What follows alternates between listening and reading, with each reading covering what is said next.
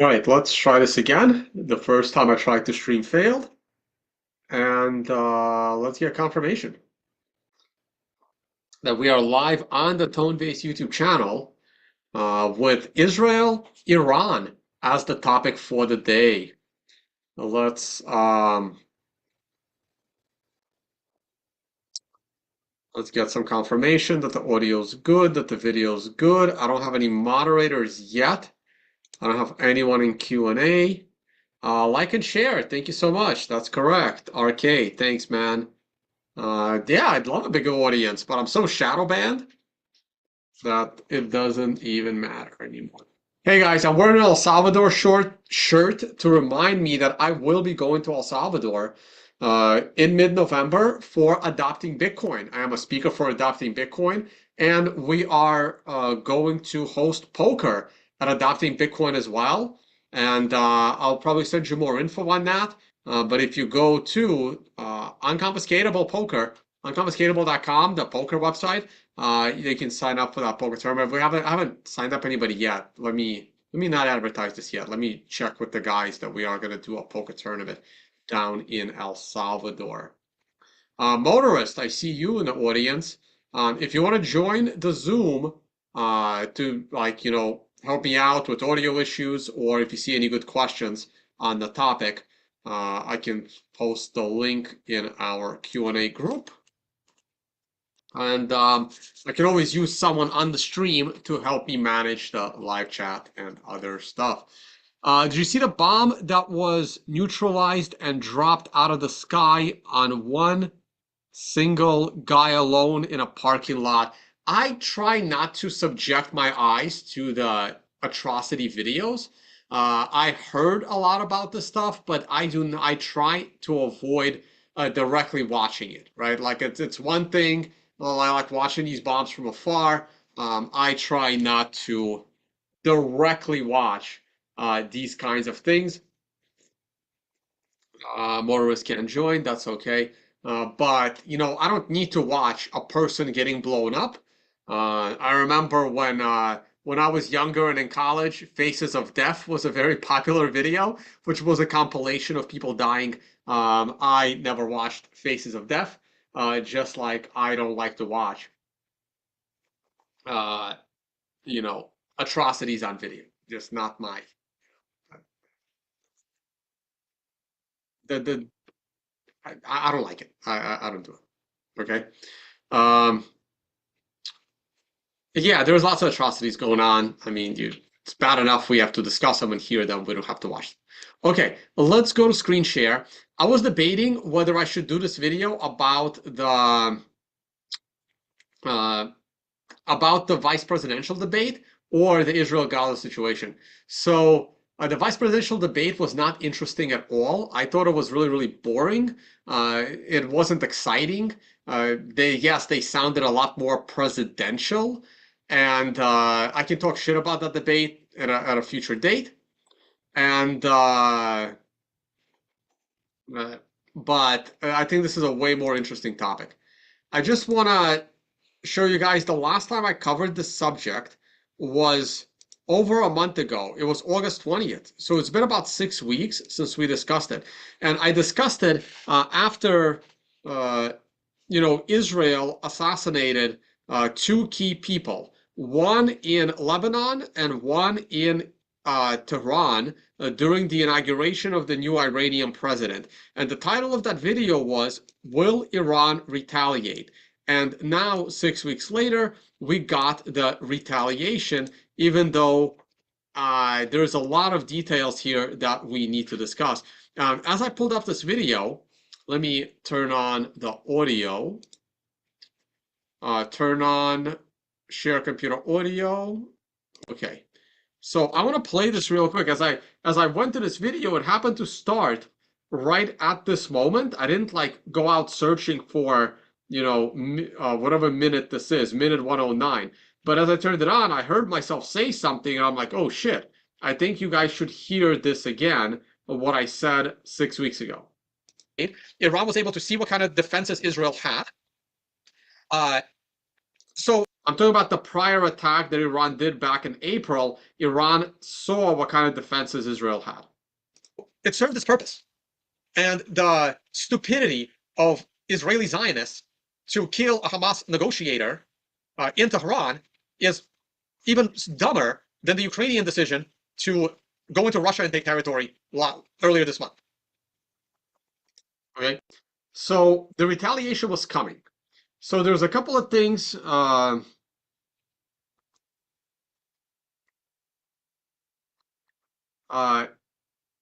This is not a Trump video, guys. We will talk about Trump when we do U.S. politics. I still think there's a 50-50 chance Trump will not be on the ballot. But it's 50-50, right? I was 80% sure Trump was not going to be on a ballot before, which is why I made those bets. Now it's 50-50. As far as I know, 3 assassination attempts on Trump have failed, and I think they're going to try again. I don't see why they wouldn't try again. I mean, if at first or if the third time you don't succeed, you try again, right? The deep state's going to try again. I can't believe Trump still uses Secret Service. Like, he should have his own private security.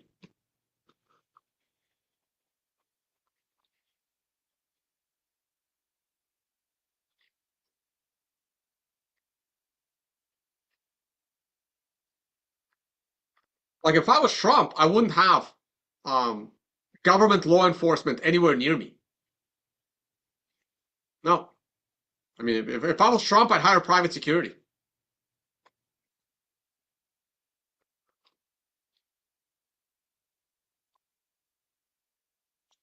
Okay. So let's talk about what the hell is going on. As usual, I made my notes.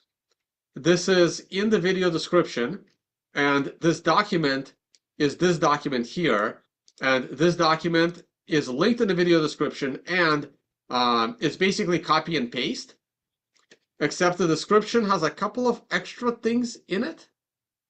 So maybe I should go to my own description of this video, because there is something there that I added that is not in that document.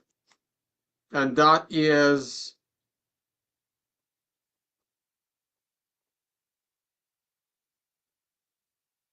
where is it? Oh, this is the other video. That's the old video. That's this video. I'm like, where's my description? So this is the current video description. And these things are actually not. Oh, but I can't copy them like this. Crap. All right, so I have to click on this. So I just finished watching this interview from Max Blumenthal of the GrayZone, and I wanted you guys to hear the ending of it before we start our discussion. So I'm going to go ahead and cue that up. Iran fired over 200 ballistic and hypersonic missiles into Israel in retaliation for Israel's brazen assassination of Hezbollah Secretary General Hassan Nasrallah following the killing of over 2,000 Lebanese citizens and massive terror attacks using communication devices inside Lebanon, as well as the assassination of Hamas Politburo Chief Ismail Haniyeh inside Tehran following the inauguration of Iran's new president. Iran's retaliation appeared to penetrate the Iron Dome and targeted military facilities, including a key Israeli Air Force base in the Negev Desert and Israel's Mossad headquarters. Israel's leadership has vowed another assault on Iran, including attacks on Iranian oil rigs and more assassinations. To better understand the situation from inside Iran, I turned to Dr. Fouad Izzadi, who is a PhD in American Studies and a professor at the University of Tehran. So, Dr. Fouad Izzadi, what are your thoughts on Iran's latest retaliation, which was conducted after the assassination of Hezbollah Secretary General Hassan Nasrallah, as well as the assassination of several Palestinian resistance leaders and Iranian officials? And how is the public in Iran receiving this? You know, this started in July. Okay, so I was going to play his last answer. I'm going to talk about the other stuff. When I watch these things, there's very little that I learn. Because almost everything he said, I was already aware of. But I want you guys to hear his the answer to the last question that Max gave him. Let me see what timestamp that is. But the Palestinian cause, all the sanctions would go away. Sanctions on Iran. I'd be here. Takes the Palestinian question and throws it in the historical dustbin. But what is the Iranian view on Israeli, Saudi, UAE normalization? What would it mean for Iran if this came to bear and this kind of Sunni Israeli crescent were consolidated? You know, the idea was to have Israeli technology with this money, petrodollars that's coming from Persian Gulf states, creating a network that would focus on Iran. The idea was to have Israel as the leader of these Arab countries, to lead them where? To lead them towards confrontation with Iran. And it's unfortunate that these client states in this part of the world, instead of using their wealth to improve the well-being of their own people or helping the Palestinian cause, they were on their way to accept that setup. This was a push by the United States under Abraham Accords. During the Biden administration, the idea was continued until October 7th happened. It's more difficult now for Saudi Arabia to normalize relations with Israel, given the genocide of the last year. I think overall, the people of this part of the world can't tolerate a genocidal regime next to dictators leading this region towards a continuous confrontation with Iran. Palestinians are Sunnis, and the fact that Iran has been championing the Palestinian cause with a lot of pressure on Iran. Americans for decades have told Iranian leaders that if you forget about the Palestinian cause, all the sanctions would go away. Sanctions on Iran comes from U.S. Congress. U.S. Congress is fully influenced by the Israeli lobby. And if there's no problem between Iran and Israel, then Israeli lobby would not engage in this type of anti-Iran activities. So a lot of people wonder why Iran is not giving up on the Palestinian cause, given the fact that it's experiencing a lot of pressure, both economic and now, we are nearing a war in this part of the world. And the answer, I think, is that Iranians realize that you cannot live peacefully in a neighborhood with Israel because of the nature of the state, because of the terrorism that has been going on for 76 years. Because if Israelis can manage to occupy Palestinian lands, then they would want to control the whole region. And this is what Iran experienced during the Shah. Iran was controlled by the United States and Israel until the 1979 revolution. So that revolutionary spirit of Iran has not allowed the country to follow dictates from Washington and accept a setup that may be beneficial to Iran in the short term, but in the long term would turn Iran into another client state of the United States. All right, so that was a very, very interesting answer and a very, very detailed answer as to why Iran continues to support Palestine. And he explained that Iran has been giving multiple opportunities to give up on Palestine and sanctions would be lifted, and they have not.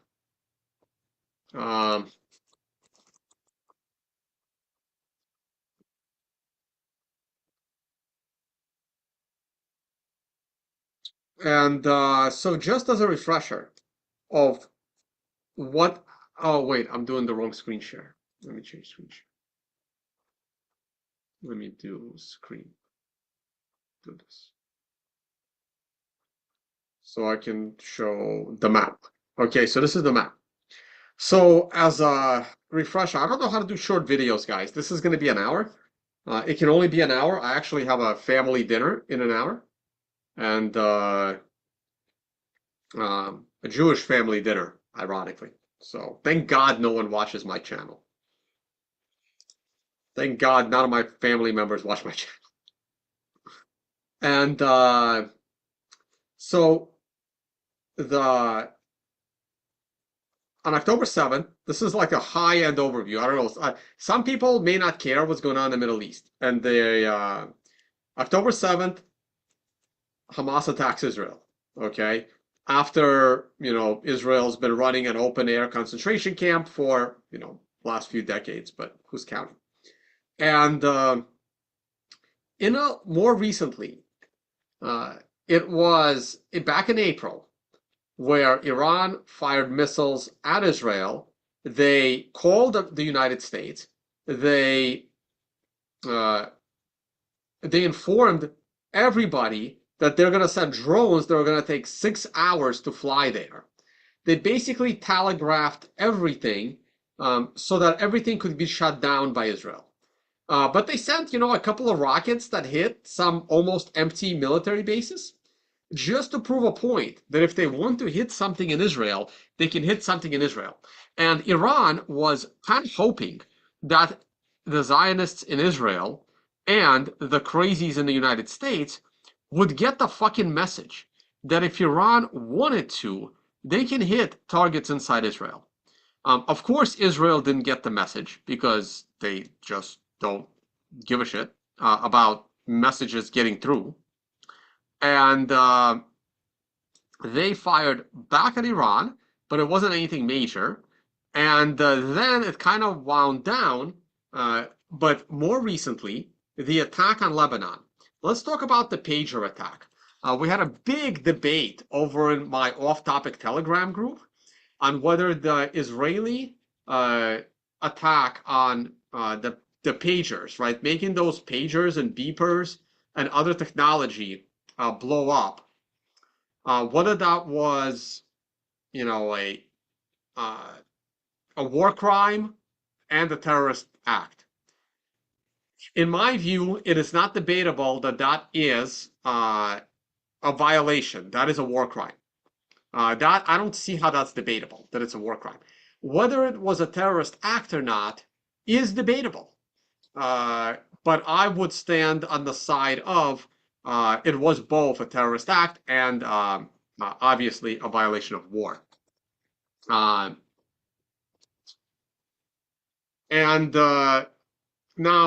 why did they do that, right? This was a multi-year operation in the making. People are saying, well, why would a normal person use a beeper? Doctors still use beepers even today. And you can't compare Lebanon to, say, Singapore or Hong Kong. They are not as technologically advanced as other countries. So yes, they do beepers. The other thing that people don't seem to understand or don't want to understand or comprehend is that Hezbollah is not only a military organization.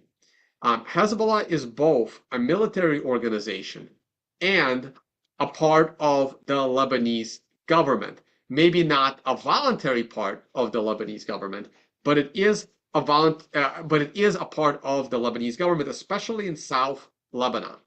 So when you attack Hezbollah and you say anyone that's part of Hezbollah is a terrorist, and that's basically the view of the Zionists in Israel, what they don't tell you is that Hezbollah also operates hospitals. Hezbollah operates sanitation. Hezbollah operates transportation, right? So there are numerous, if not the majority, Hezbollah, I guess, employees that are not military. Okay, that is something they will not tell you. Hezbollah is a de facto government. Okay, just like the Taliban is now not only a de facto government, the Taliban is now the government of Afghanistan. Okay, what was once considered, the terrorists we are fighting out there, so we don't have to fight them here, right, is an official recognized government of a country.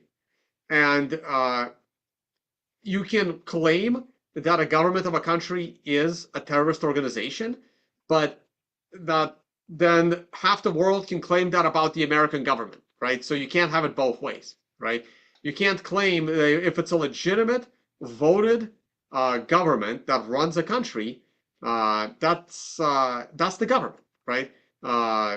If you start calling official countries' governments as terrorist organizations, then pretty much almost every single government of every single country is de facto a terrorist organization, because there are countries that almost every single country is bombing, right? You can say that about France, you can say that about America, you can say that about most countries.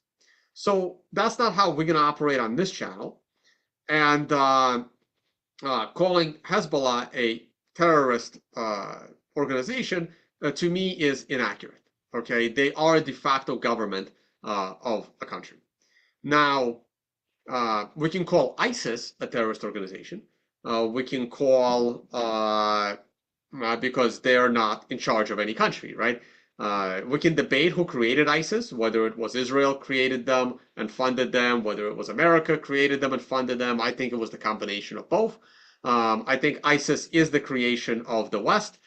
They trained them, they gave them money, they gave them weapons, and then they pretend like they're actually fighting them. But in reality, ISIS is just another moderate rebels that the West likes to arm to destabilize countries like Syria, like Iraq, like Iran, and several others that don't do what the United States tells them to do.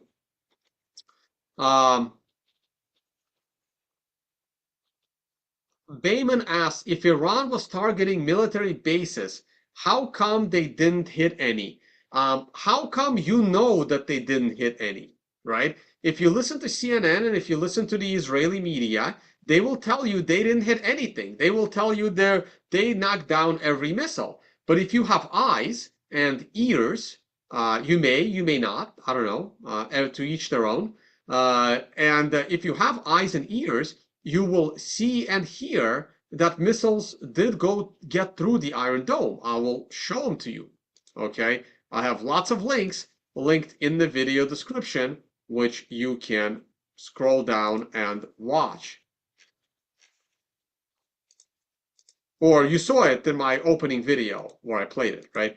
And they hit something, right? Now, why on earth would Israel admit that their military bases got hit? Why would they admit that Mossad headquarters got hit, right? There was massive media blackouts in Israel. So you have no idea what got hit and what didn't hit, especially if you watch the mainstream media that is mostly, controlled by Israel. We're not going to sugarcoat this, okay? But something got hit. You can watch it, right? I mean, does that look like something getting hit? Looks like something's getting hit to me. But do you actually expect Israel to tell you the truth of what got hit? I don't. Maybe you do. I don't know.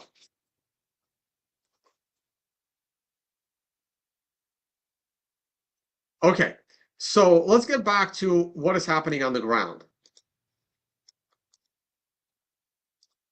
So, Iran, and I don't speak for Iran, I'm just giving you my opinion on the whole situation. In my last video, we talked about the assassinations, right? The two assassinations, one in Lebanon, one here. Oh, sorry, we're talking about pagers. Let's get back to pagers. Why did they execute the pager attack? The majority of those pagers hurt, killed, and wounded civilians, not military personnel. Now, I believe the plan was to execute the pager attack at the same time as the ground attack on Israel was on Lebanon was also executed. So they execute. Oh, where's that picture? Shoot. Maybe it's in one of the articles. Damn. But which article? Not this one. Daily Mail?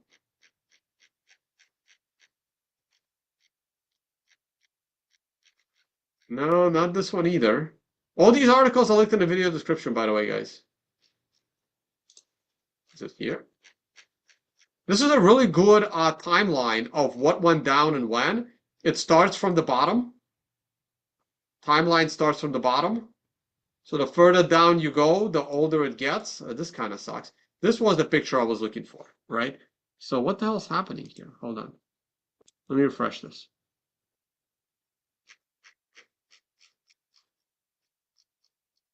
There we go. Here we go. So here's the border between Lebanon and Israel. The border is over here. And you can see the attacks that Israel, so that's right here, Israel airstrikes. So Israel started massive airstrikes on Lebanon, on Hezbollah. Now they have assassinated Hezbollah's leader, and I have it in my notes. I just I wanted to throw the names in there. Hassan Nasrallah. So, I mean, I like it. It's a lot of names to remember, so I wanted to write them all down. So Israel assassinates Hassan Nasrallah, who's been the leader of Hezbollah for a while. And someone said something on one of the videos I was watching that Netanyahu should one day be awarded the Nobel Peace Prize because no one has done more to unite the Sunnis and the Shia Muslim together than Benjamin Netanyahu, Bibi Netanyahu. And to me, that actually makes sense, okay? Because this assassination actually created massive, more unification between the Sunni and the Shia. So I think they meant to execute both. They meant to fire off the pagers at the same time as they attacked Hezbollah and South Lebanon. They had to fire off the pagers earlier because apparently Hezbollah found out that there was a problem with the pagers. And Israel immediately executed that attack, and then they attacked Lebanon a few days later. So I will be first to admit that I really thought Hezbollah was more prepared for a war with Israel. It certainly has not looked that way in the last week. So in the last week, Israel has started attacking Lebanon. Now they're not doing it with foot soldiers on the ground. Now, if they do send in ground troops, those ground troops are probably going to get decimated. But so far, they're not. I'm a little surprised that Hezbollah has not put up such a huge fight and, for example, started firing rockets into Tel Aviv. I'm also a little, not surprised, but let's talk about one more thing. I know I'm all over the place with these videos. I don't have a lot of good structure. Let me go back to my notes. My notes just literally names of leaders in the region. Now, as far as I understand, it was more the supreme leader's call in Iran to fire missiles at Israel. Now, the missiles that Iran fired at Israel, to my understanding, and live chat, please correct me if I'm wrong, the missiles were fired at Israel not at civilian infrastructure, not at civilian cities, but they fired at military targets. Some got through, most did not. Israel still has missile defense. If Iran wanted to, I believe they could turn Tel Aviv into a pile of rubble. Again, you guys don't have to agree with me here. Iran chooses not to attack Israeli civilian cities yet. And I use the word yet very, very loosely. I am still one of the belief that Iran is significantly militarily stronger than Israel. And Israel has gotten themselves into a can of whoop-ass right now. And if they're not super careful, they're in serious trouble. Okay? Israel also fired on Syria, which is going to piss off Russia. Now, no one wants a war between Iran and Israel except Israel. Only Israel wants a war between Iran and Israel. Iran doesn't want it. America doesn't want it. except for crazy congressmen like Lindsey Graham and many, many others. Russia doesn't want it. They got their hands full in Ukraine. They don't want to deal with this shit. And Syria doesn't want it. They got their hands full as it is, trying to keep their country together against all of the terrorist organizations that America is arming, along with Israel over in Syria, and America occupying, the natural resources regions of Syria with natural gas and oil. And Yemen's been, firing missiles. And remember what I said last time. I thought that the main reason why Iran was holding off on the retaliation eventually came in 6 weeks later. And I think Iran looks a little weak right now. Iran was interested in retaliating earlier, and I thought they were waiting for, better missile defense from Russia. And I thought they were waiting on, full cooperation from Saudi Arabia on the fact that Iran was going to join the battle against Israel. And if Iran goes to a full-blown war with Israel, Egypt and they had a better graphic here. Egypt and Jordan are not going to have much of a choice. So Egypt and Jordan remain pro-Israel. The leadership of Egypt, the leadership of Jordan are pro-Israel. The leadership of Saudi is kind of neutral, but I can make the argument that the leadership of Saudi is somewhat pro-Israel. Now, the reason why, and this is probably less so, at least with MBS. So the current leader of Saudi Arabia, MBS, is not happy with the United States. And it's becoming harder and harder for the United States to control Saudi Arabia. Now, the United States controls countries in two ways. There are carrots and there are sticks. Okay? Now, carrots are rewards. And these rewards come in two forms: direct financial bribes and military weapons. Those are carrots. Now, what are sticks? Sticks are sanctions and military action. So how does the United States and or Israel, right? Again, last time we had a poll, who is the proxy? Is America proxy of Israel, or is Israel the proxy of America?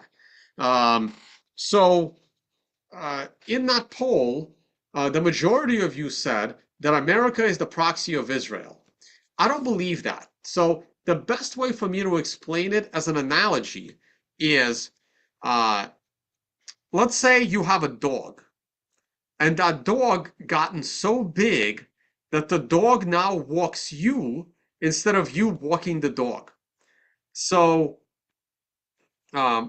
Israel is an American proxy, but Israel has now has a way of controlling its owner, but the owner can still put the dog down if the owner chooses to, right? Like the dog can't put down the owner, but the owner can put down the dog. I mean, sure, the dog could, attack the owner and kill the owner, but then what happens to the dog? Then the dog dies, pretty much, right? Then there's no one protecting that dog in a different way. So Israel is the dog that has grown and learned to control the master until the master grows a pair of balls and starts telling the dog what to do. That's basically the world we live in. Now, Israel controls the US government mostly in two forms, right? Again, it's carrots and sticks. The carrot is financial, where Israel basically bribes almost every politician in the United States. So the billions and billions of dollars that America sends to Israel, Israel is smart. They manage to either reuse half of that money to then buy those politicians, or they, invest that money, make products, have spying technology that they sell around the world. They make money from that money, and then they use that money to bribe US politicians. So that's the carrot. Now, what about the stick? Well, the stick is, for example, the stick that Israel uses on America is Mossad agents like Jeffrey Epstein, where you have Epstein Island, and he records these politicians and other prominent people with underage girls that they may or may not have known that they're underage girls. And now you are blackmailing the politicians. So Israel has its carrots and sticks to bribe US politics, and US and Israel have its carrots and sticks to destabilize the Middle East or use the carrot. Now, Egypt gets billions of dollars and US military equipment in order to have the leaders of Egypt on their side, but the people of Egypt support Palestine. So that's not going to end well. Jordan is even in a worse situation where the people of Jordan are basically Palestinians, and their leader gets mostly carrots from the United States that continues to support Israel. Turkey has its own discussion. Now, Saudi Arabia, it's mostly carrots. But those carrots don't mean as much because Saudi Arabia is a wealthy state through their oil, but they have been, utilizing U.S. military technology. Now, why did they need U.S. military technology? Well, because of the big divide and hatred between the Shia, which is Iran, and the Sunni, which is Saudi Arabia. But as they have both now entered the BRICS and they are on very good relations, why does Saudi Arabia need U.S. military if they're not at war with Iran and they're on good terms with Iran? Now, Saudi Arabia is not going to be able to withstand an American military onslaught, so they're trying to be as diplomatic as possible. They're trying to cut their ties with the United States because they can get their military from Russia. They don't need the they don't need the planes, they don't need the military equipment from America. They can now get it from Russia. And they also don't need as much military equipment if they're not at war with the Shia, if they're on good terms with the Shia faction of the Islamic faith. Iran is a destabilized basket case, and Syria is a borderline destabilized basket case because of the war going on inside Syria between the West and Syria, with Russia helping Syria. So Syria is not in a position to send much military to fight Israel. Iraq is not in a position to send military to fight Israel. They're pretty dysfunctional states because America made them that way. Now, Saudi is not ready to cut the cord with the US and send military to fight Israel. In fact, Saudi were trying to create a big peace deal with Israel that I believe the main reason for October 7th attacks and why and when they took place was to prevent the peace deal between Israel and Saudi the way Israel made a peace deal with UAE, United Arab Emirates. United Arab Emirates is great for expats, but it's not as important geographically as Saudi Arabia and Iran are. And we can talk about the geography on, again, probably needs its own podcast.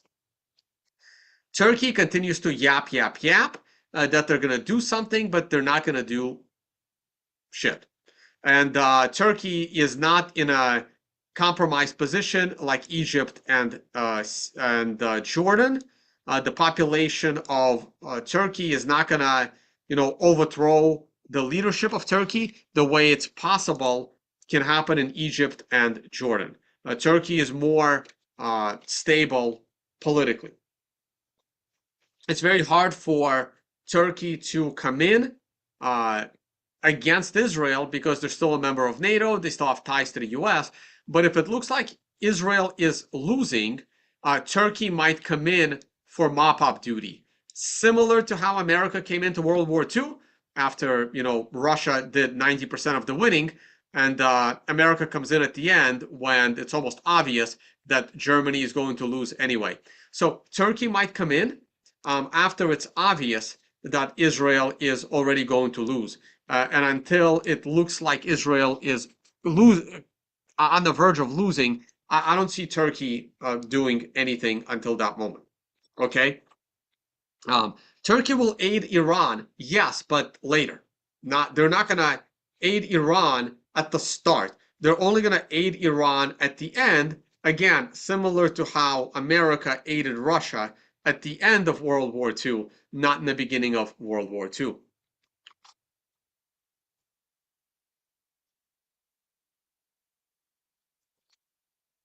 Okay.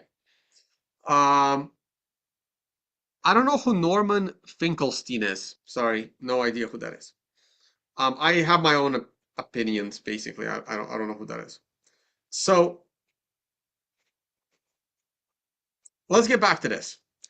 I thought that the reason why Iran did not attack Israel after the assassination of the Hamas negotiator in Iran was because they were waiting for approval, not approval, approval is a bad word.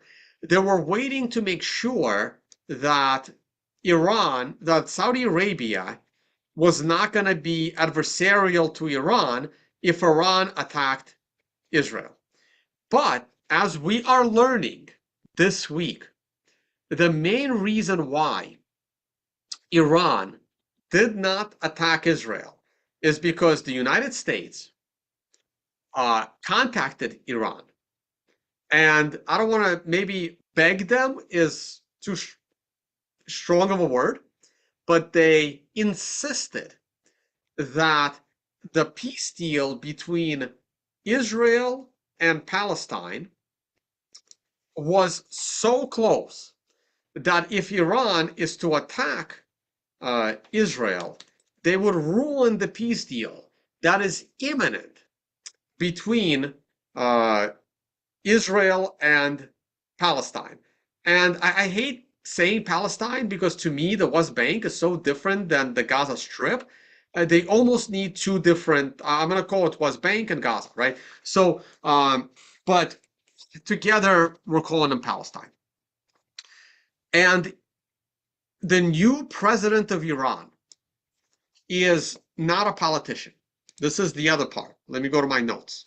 My notes are super simple, okay? The new president of Iran, since it's very questionable what happened to the last president of Iran, was it an accident or, did Mossad take him down? So the new president of Iran, Masoud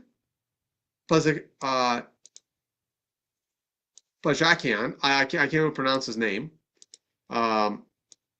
That is the new president of Iran, right? That is his name. Is a heart surgeon. He's not a politician. He's a heart surgeon. And one of the reasons why he was elected is to try and create peace in the Middle East. And I know a lot of you watching this think this is a crazy idea. How can a state like Iran elect a president for peace? That's not what Iran is. Iran is like, the biggest terrorist organization in the world. That's what some of people think. Hopefully not the ones that are watching this channel.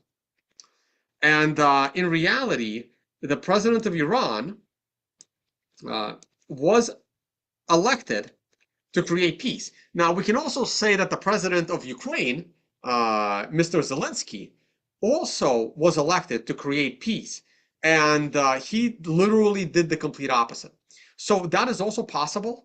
It is possible that they, just like in Ukraine, you elect a president to create peace, and that president gets, convinced to start a war. And but in this case, the new president, did not want to attack Israel. And he, for some reason that will probably overthrow him. So I actually think the new president of Iran is in trouble. And he may not be president of Iran for very long. The reason he may not be president of Iran for very long is that for some dumb reason, he believed the Americans when they called and said, ceasefire in Gaza is imminent, don't attack Israel, you're going to ruin a two-state solution in Israel. And apparently Iran believed the bullshit that America told them. And you know when they realized that it was bullshit? When Nasrallah was basically killed, and Israel not only attacked Lebanon, but also attacked Syria. So had Iran retaliated earlier, Israel would not have been able to cause the destruction of Hezbollah the way they did. And Israel might have significantly, like, chopped off a leg of Hezbollah in this 7-front war that Israel is fighting. Okay, where's my 7-front war graphic? Okay, so by US convincing Iran that peace was near, not to attack, Israel had 6 weeks to prepare for a critical attack against Hezbollah, where they blew up those beepers and took out the leader of Hezbollah, creating massive disarray in Lebanon and Hezbollah. They attacked Syria, and they were able to kind of regroup. And at the same time, they made Iran look weakish and gullibish. These are the 2 terms I want to use. Okay? Now, Iran said, we had enough. Okay? Iran fired at non-civilian places in Israel. And they have now stated that if Israel retaliates in a way that kills Persians, Iranian civilians, Iran's next attack is going to be a lot more devastating to the non-military personnel inside Israel. Okay? And, but because Iran waited 6 weeks and allowed Israel to do what they did in Lebanon, Iran now looks bad to the Muslim world. And remember my last video 6 weeks ago. My last video 6 weeks ago talked about how Iran is taking the mantle from Saudi Arabia as leaders of the Muslim world. I know Turkey wants that torch, but Turkey doesn't have the torch. Saudi kind of had the torch, and Iran was taking the torch. But by what just happened in the last 7 days, Iran is losing the torch. And since Iran was losing the torch, they had to, step up and, try to defend the Islamic faith against Israel. And we'll see how this escalates. Israel gets to now decide how this escalates. If Israel fires at Iran's oil facilities, if Israel fires at Iran's nuclear facilities, if Israel fires at Tehran, if Israel fires at populated cities with civilians, Iran will escalate in kind. And Iran also, they wanted to avoid this because they're finally getting out of US sanctions, and the last thing they want right now is destruction of their country. But they had no choice.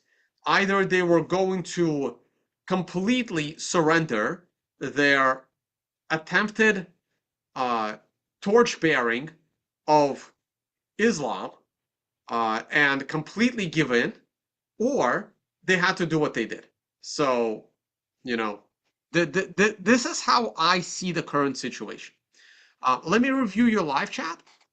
And if my moderators are here, feel free to throw good comments into our Q&A Telegram group.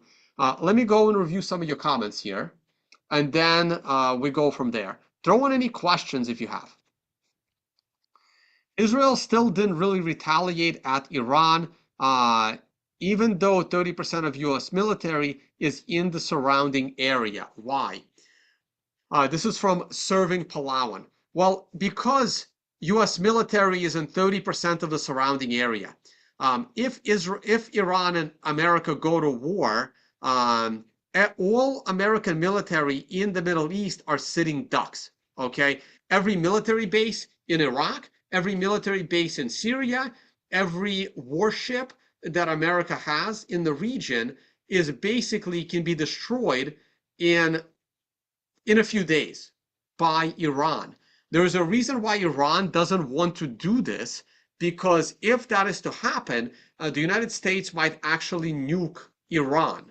Now, that escalates, and Russia doesn't want Iran to do it, because if America nukes Iran, now Russia might actually nuke the US, and now US nukes Russia.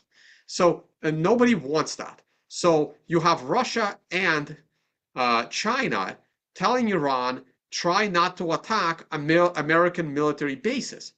But if this starts to escalate and America attacks Iran, Iran will have no choice but to attack U.S. military bases. Now, if U.S. wants to play the Israeli card, if U.S. does what Israel does, like let's say an American military base in Iraq or Syria gets blown up and 300 American soldiers die, right? What America can do is they can pretend like this didn't happen. This is probably what Israel does to a lesser extent, okay? Here's another example, and when I heard this on a podcast, I'm like, that makes total sense. So Israelis, they understate how many people in Gaza are dying. Civilians, okay? Let's talk about civilians. So it's to Israel's advantage to understate how many civilians die in Gaza. The reason is because if they, let's go the other way, right? Look, I don't know what the real number is of how many civilians have died in Gaza, right?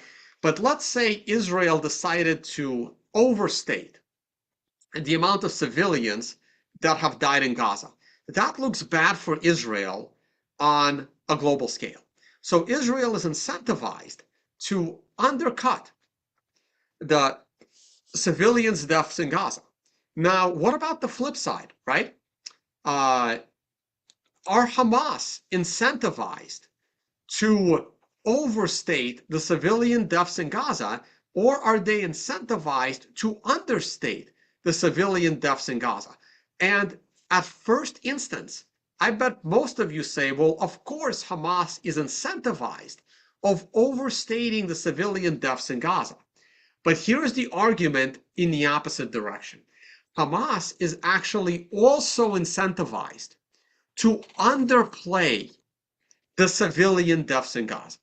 And the reason is because if they were to overstate the civilian deaths in Gaza, it would show all the other people living in Gaza that Hamas is not protecting them, right? So suddenly, both sides are incentivized to understate the civilian deaths, right? So Israel is absolutely incentivized to underplay the Iranian damage caused by their missiles, okay? Just like the US would be incentivized to underplay the destruction of their military personnel and military bases if Iran was to attack them.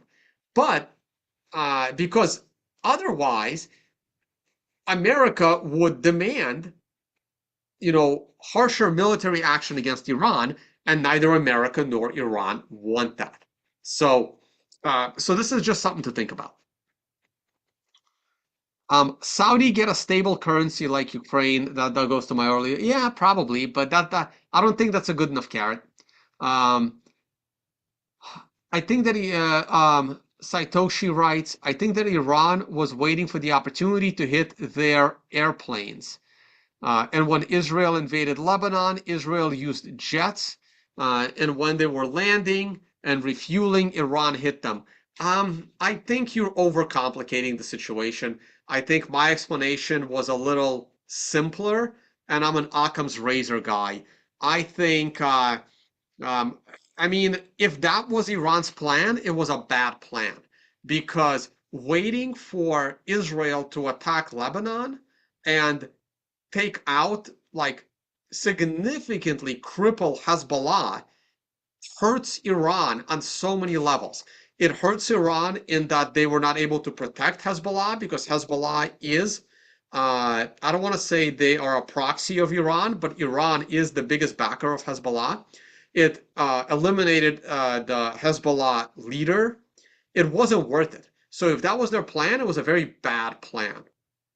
Um, I think they believed that Israel would not attack Lebanon, and that's why they waited. And the moment they realized that U.S. and Israel were lying to them, it was too late, and Israel created a severe blow to Lebanon, and Iran retaliated the first moment they could, but it came too late.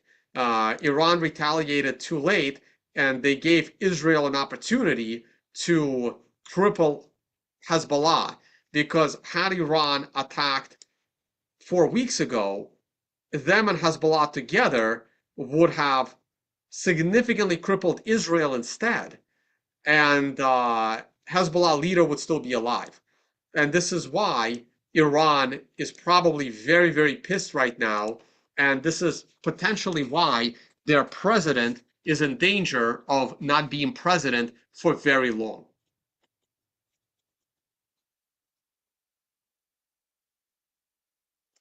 LS800 writes, not even the Iranian people are pro-Iran. How do you know this, right? The Iranian people that have lived in America for 10 to 20 years? Of course. Okay. How do you know that? Like, I want to know how you know that, right? Are you watching me from Iran right now? Are you Persian? How do you know that, right? Like, people can state anything they like on the internet, but how do you know that, right? You can say that we talked about this in terms of Venezuela, right? You can say, oh, Venezuelan people hate Venezuela. Maybe, right? But I'm gonna bring you an interview with a few Venezuelan people that do not hate Venezuela, right? And would have voted for Maduro. So no, it's not as easy as you think. You can't. Iran is a giant country, and people tend to be very proud of their nationality, right? You can't take the view, like, you can also say Russians hate Russia. That's absolutely not true, right? The opposition to Putin would have gotten 5%, 10%, maybe, if he wasn't in, if he didn't die in prison and he was allowed to run. But if you listen to the U.S. mainstream media, yeah, of course, every Iranian hates Iran. Yeah, that's what you're gonna hear on CNN.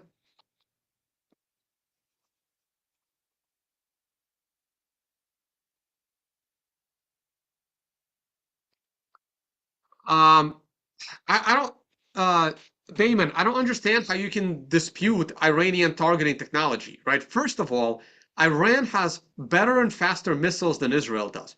So if they have hypersonic missiles and Israel does not, right? Like, to me, again, I go to Occam's razor. The simplest explanation is the best. If Iran has missiles that fly faster, why can't they have a targeting system that is better? Well, like, explain this to me, right? Explain it, right? If my car is faster than yours, why do you assume your car does everything else better, right? If my car is faster, that means some technology in my car is better.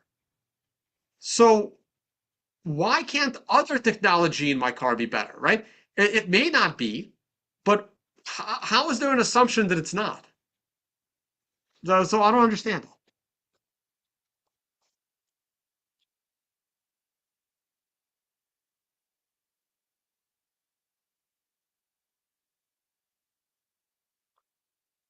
I think Bitcoin bull run is going to come back real soon.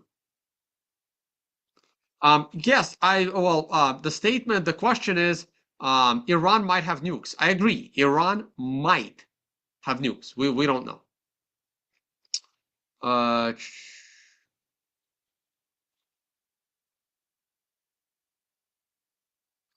Uh, TB writes, pagers did not have explosives in them.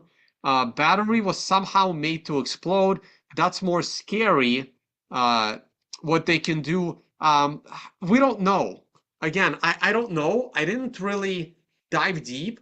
There are certain things that aren't important to me. Uh, it is, yes, it's a lot worse if they were able to use software to overheat the battery in a cell phone and make it explode. That means every single phone is at risk in your pocket. That means, like, if I say the wrong things on this YouTube channel, this can happen to me. Now, that's bad. It's also bad if the supply chain is interrupted by placing an explosive device into the phone. It's not as bad, but it is also bad because it shows you the danger of the supply chain, right? And no, blockchain is not going to solve this problem by putting the supply chain on the blockchain, right? This is ridiculous arguments we debunked 10 years ago in our Bitcoin channels. So it matters to me less which one it was. They're both bad. One is worse than the other, but they're both bad. Okay.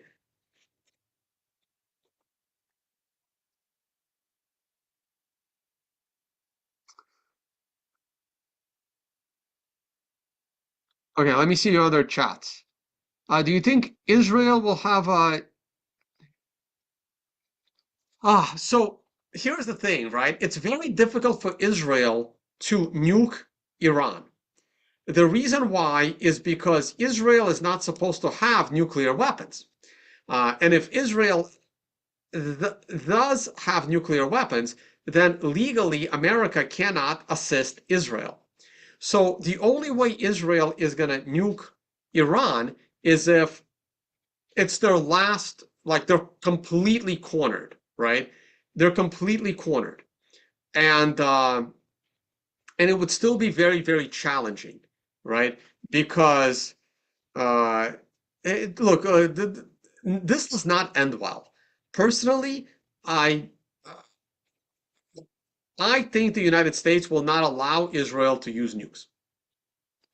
I don't think they will. Okay, but Iran has a lot more to lose here. Uh, Iran has more to lose. Uh, Iran has the ability to destroy Tel Aviv with conventional weapons. Israel does not. And let me explain why. Let me explain why Israel does not have the ability to destroy Tehran with conventional weapons. This may sound strange. Iran has way more missiles that are way faster and way bigger. So, if this shit instantly gets out of control, Iran will destroy all the military facilities, all the major Israeli cities faster. So Israel could be completely decimated by an Iranian conventional attack before Israel had the opportunity to conventionally destroy the capital of Iran. And Iran is a giant fucking country. Okay? This is why Israel's only ability to destroy Tehran is with a nuclear missile. Now, or full American support. But I think full American support is going to be very, very challenging. Where is America going to fly their jets from? Because Iran has the ability, again, maybe I am overestimating Iran's capabilities, okay? Maybe I am completely overestimating Iran's military strength, just like I overestimated Hezbollah's military strength. But you know what? Overestimating an enemy's military strength is a lot better military strategy than underestimating your opponent's military strength. Okay? So let's assume I am not overestimating the military capabilities of Iran. Iran also has the ability of wiping out all American military bases and all American, what do you call them? The ships that can fly planes. The hell do you call those things? Man. Well, you know what I mean. The American big Navy. Iran has the ability to wipe them out. And then what happens, right?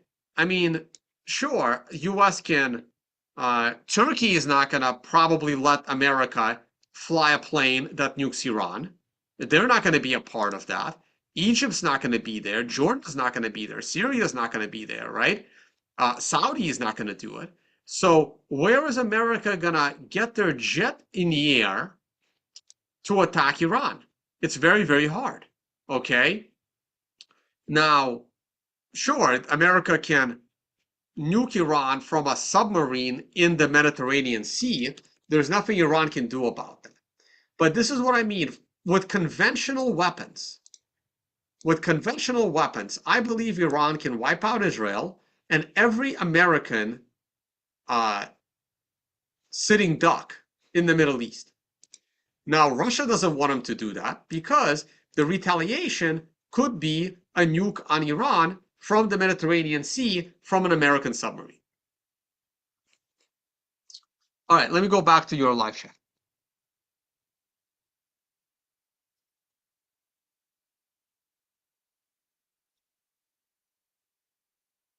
This channel is now about geopolitics. If you want financial stuff, please go subscribe to the Financial Summit YouTube channel, where we do not talk politics at all.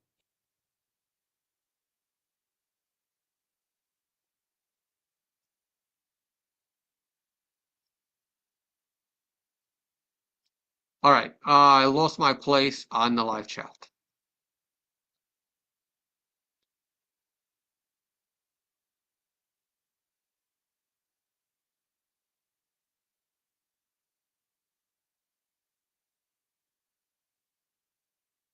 Let me see here.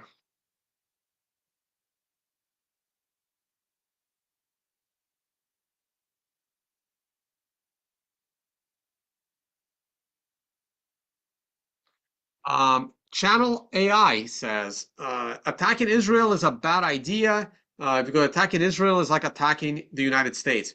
So the American empire is crumbling. I said this when I watched America, when I watched America's debacle in Afghanistan. That was the third strike. There are 3 strikes that destroy a superpower.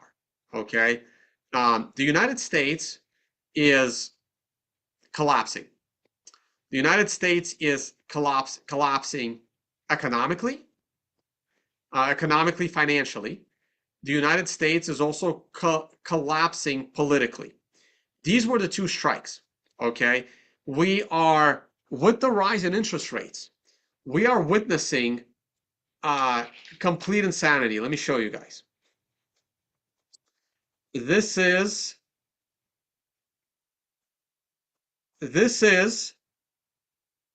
11 months of the budget. We are 1 month away. Oh, shoot, I'm late for dinner. Ha ha ha. Okay, I got 5 minutes. Okay, real quick. The United States started collapsing politically with the 2020 election. Actually, with the 2016 election. The United States started collapsing politically with the 2016 election of Donald Trump. The political class could not bear that a non-politician got elected. This started everything. Everything started with the election of Donald Trump. And politics is now in a complete divide. Started with Donald Trump, it continued through COVID, it continued through the fraudulent election. We all know who won the 2020 election, and it's only going to get worse with every election. Politically, the US is splitting up. The divide is growing exponentially. Economically, the US is also collapsing. They utilize the SWIFT system as a weapon when they sanctioned Russia. And look at this.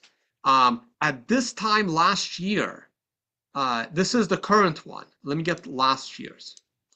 At this time last year, net interest, look how low it was. It was 630 billion, and there were 1, 2, 3, 4, 5 other parts of the US government that spent more money than interest on federal debt. Look at it this year. Where is net interest? It's right here. It is now at number 3, and it is literally $7 billion shy of number 2. I think it's very possible that next month, when the annual budget is over, net interest is the second biggest line item on the US budget. And in a few years, is going to be number 1. Okay? The US is collapsing economically. It's over. The debt, it's going to implode on itself. And I was waiting for the third nail. The final nail is the global realization that the capabilities of the US military is complete and utter dog shit. And we witnessed it with the debacle in Afghanistan. And we're now witnessing how all the power of NATO is not able to save Ukraine. And with every passing day, with every day, the world becomes less and less scared of the American military. And all America has left, America doesn't even have a hypersonic missile, for fuck's sake. Okay? They can't even recruit people for the military. Okay? They have to lower their standards. They have to in order to recruit people into the military, they still can't meet their numbers. And once the US splits into 2 countries, which I'll do a whole video on, there will be no military that is interested in global domination. That's over. So that's it. So, I mean, no one wants to be the first country to go up against the US. Russia kind of did. And with enough time, with enough patience, the United States military will not be able to rescue a dog from another country. Okay, that's where it's actually that's where it's actually heading to.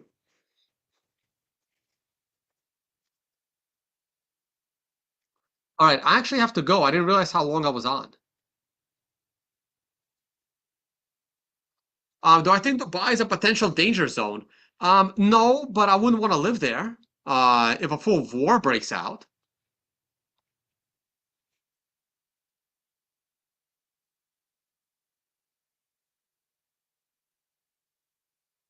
So what's next? I'm just going to do a quick 5 minutes on what's next.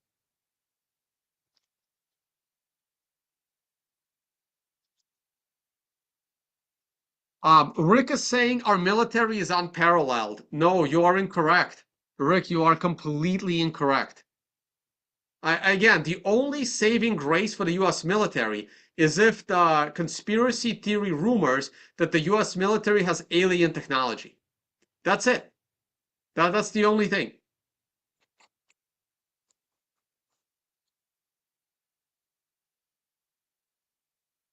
Okay. That's it for me. I didn't even get to this. I wanted to talk about this graphic, but you can look at it. This is the military strength, not factoring in nuclear weapons. And combined, Iran and Hezbollah is absolutely crushing Israel. But Hezbollah has just been significantly decapitated. I didn't get to these graphics. They are the links to all of this is in the video description. Also, go ahead and read these articles. Look at all the videos I posted in the video description. This was my update on the situation.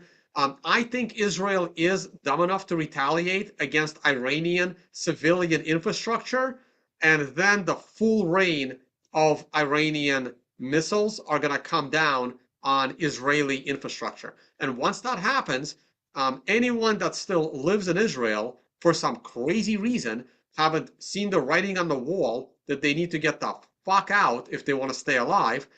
This is also what I said to the Ukrainians when the war broke out. Get the hell out of Ukraine. I'm saying the same thing to those living in Israel. I don't know, no one in Israel is watching me right now, but if you are living in Israel, if this doesn't show you the writing on the wall, I mean, it's hard to feel sorry for you. Get the fuck out if you want your life to be spared. You can always come back later, right? If you have the means, if you have the money, and if you don't have the money to leave Israel, then you might as well sign up for the Israeli military and go fight for your country. I don't fault anyone for fighting for their country. But if you have the ability to get the hell out of that war zone, I get out. Like, get the hell out.